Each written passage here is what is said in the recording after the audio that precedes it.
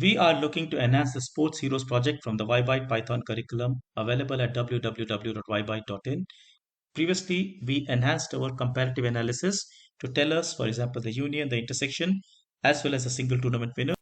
But there's one more metric that we have been looking at in the class project, which is to say that, okay, what is a symmetric difference between these two sets, which means people who have won one of the two tournaments, but not both. We will see how we can do this. In fact, once again, a very nice practice in set theory and let's say set operations.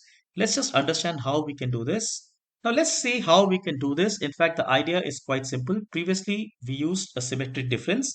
But when we look at the Venn diagram, in fact, more methods come out to analyze this. One way to do this would have been to say, okay, look, let me do a union of these two sets and subtract from that the intersection. So basically remove the ones that are in both. So I will get a union of, let's say, this and this. In fact, if you think a little bit more, you can just say that, look, I already know what's the union, only one and only two. I already have those sets. I am just going to do a union of those two because by definition, these things have been excluded. So I will get people who have won, both the tournament, who have won one tournament, but not both.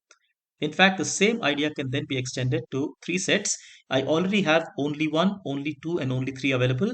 If I were to do a union of all these three, well, I will come to a situation where I will have people who have won just one of the tournaments, but not one, for example, either two or in this case, let's say all three. So think about it. Basically, union of, let's say, yellow, blue, and gray is going to exclude this entire overlapping area, and that's exactly what we want. So winner of one tournament, but not, let's say, more than one. Likewise, in this, I already have only one, only two, only three, and only four. If I just do a union of all those four sets, in fact, here done. So again, think about it. Venn diagram makes it much more intuitive, much more, let's say, clear to understand. And we can now implement this in our code. So I am going to get to my code over here.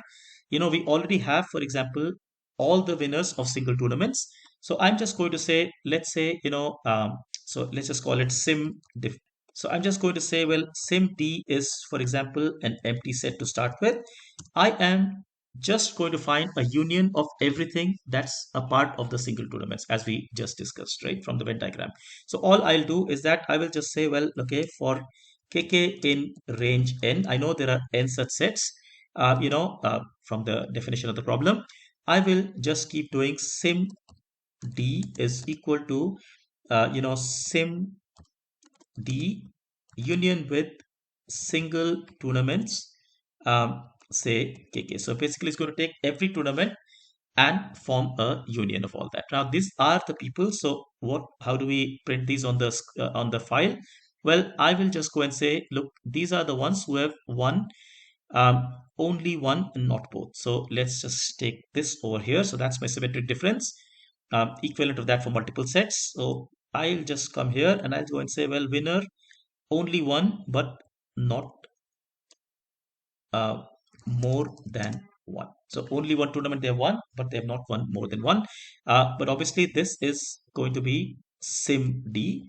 So standing for symmetric difference. And here again, I will go and say, well, sim d.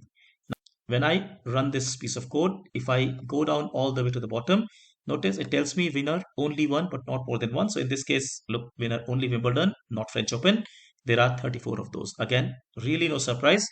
But now, like I said, though the result looks same as earlier, the underlying function has become flexible. We'll come back and see how we can now add other tournaments to this whole thing and make it, let's say, make the results that much more interesting.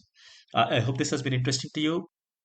Once again, notice how applying concepts to activities makes these come alive.